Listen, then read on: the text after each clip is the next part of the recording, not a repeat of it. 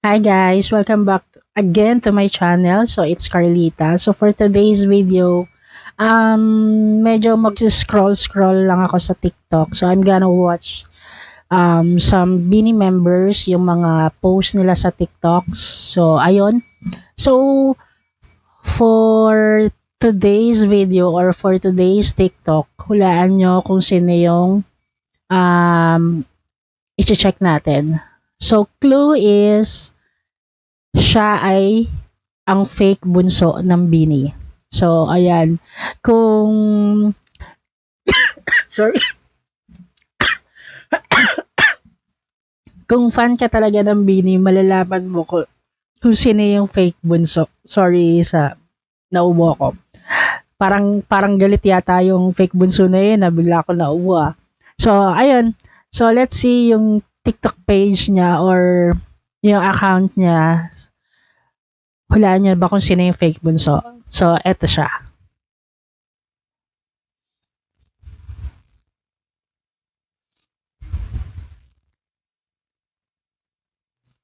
It's Bini Aya. Oh.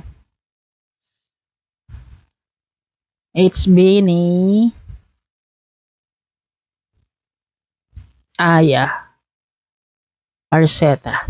So, siya yung fake bunso. Siya na rin naman yung nagsabi nun na siya yung fake bunso. So, fina-follow natin si Bini Aya. So, check lang natin yung mga recent post niya or mga old video. So, eto, check natin.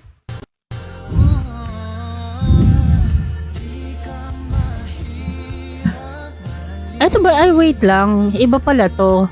Wait. So, kailangan palang puntahan natin yung pinaka-user. Tama ba? Sorry, yeah. So, Bini Aya. Nagulat ako dun ba't iba? So, ayan. So, meron na siyang 1.1 million views. So, go and book that flight now. Siyempre, si Aya Arceta na yan. Mahilig talaga siya sa travel kahit siya lang mag-isa. So, next natin.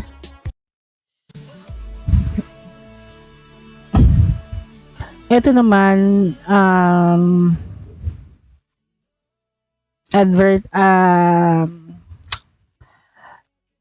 advertisement brand. Next. Hi Blooms, I'll be sharing my first Bloom story. Okay, busko pa naman. So, ang dami nilang brands, no? Or 14. Yeah, grade 9 ako that time. And that's when I got my first Bloom. Nasa classroom ako. Tapos, and in the middle of the discussion, parang may na-feel ako sa akin na parang masakit siya, and then feel ko din na parang tagusan ako, ganun. I had a very uncomfortable feeling that time, so I asked my teacher if I can go to the restroom. Turns out, meron nga, and that's how I found out about it. wow. Also, I remember Parang parang nakakahiya kapag natagusan ka sa school. first time, my mom wasn't there to tell me what to do, and also with the pain that I experienced that time, I decided to go home immediately. Kahit hindi pa tapos yung class, I wanted to rest, and so I did. I managed to get Your first Bloom story will be so much easier. Back to the streets. Back to the streets. Wow. Ang ganda niya talaga, no?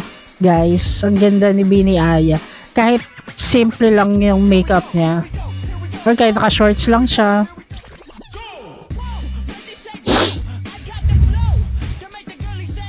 Wow.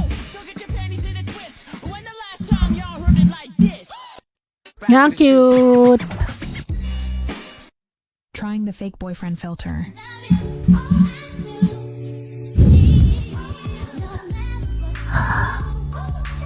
Trying the fake boyfriend filter. Grabe yung mga AI ngayon, no? Ano kaya naisip niya? Parang napaka-random lang. Trying the fake Tapos, boyfriend filter. ang caption niya, parang ewan. So, yun. Hi Bloom! Bus ko pa ulit. Ang cute. Ang ganda ng ano, pag curl yung buhok niya eh. Yung malalaking curl. Yung katulad yan, yung outfit niya yan. Guys, si Aya, hindi pa siya nagte-thirst trap pa. Paano na lang kung mag-thirst trap siya, mag-post siya ng video na thirst trap. Eh, yung mga video niya, napaka-simple lang. Napaka-simple lang. Minsan nga, ano eh, nagtatapat lang siya ng camera eh.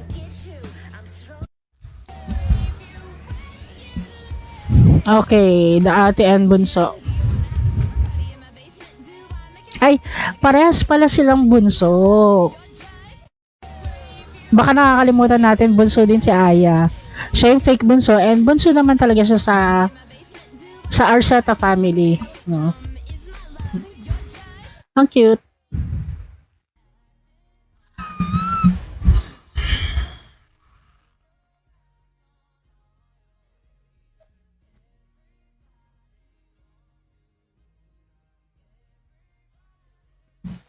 Wow, grabe, ang ganda niya.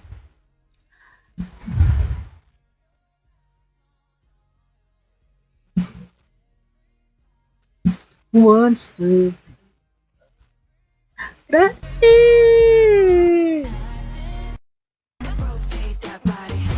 Oh, Shaggy. Oh my gosh.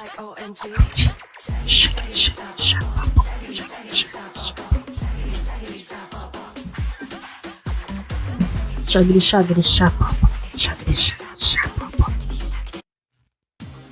Oh, Tambelina. Ay, tama ba? Si Tambelina. Yeah. Ang tanong, sino yung naggaganon? Diba? Ang cute. Ay, mga OA. Oh? Si Gwen ba yun? Si Gwen nga.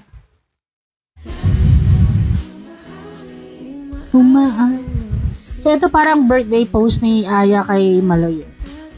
Yan. So, yan.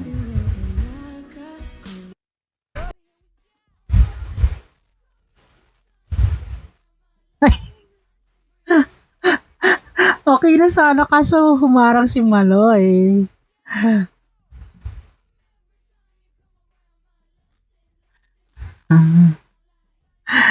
Okay. So, ayun guys. Ayun lang, konting scroll lang sa TikTok page ni Biniaya. So, ayan. Wala, ang cute lang. Ang ganda niya. At the same time, wala, fan lang yung TikTok niya. Wala masyadong thirst trap or TikTok dance challenge. Hindi kasi siya, feeling ko hindi siya mahilig doon eh. Parang nahihiya siya mag-post ng mga sayaw-sayaw. Kasi parang before, ganun, napanood ko sa isang live na parang hindi niya kayang magsayaw-sayaw tapos ipopost. Siguro napakadalang lang kung minsan kasama niya si Stacy. So, ayun. Ayun guys, I hope na-enjoy nyo rin yung pag-scroll natin. And next time, ibang Bini member naman. So, comment kung sino yung next Bini member na i-stock natin yung TikTok. So, ayun guys, thank you for watching and see you again. Bye!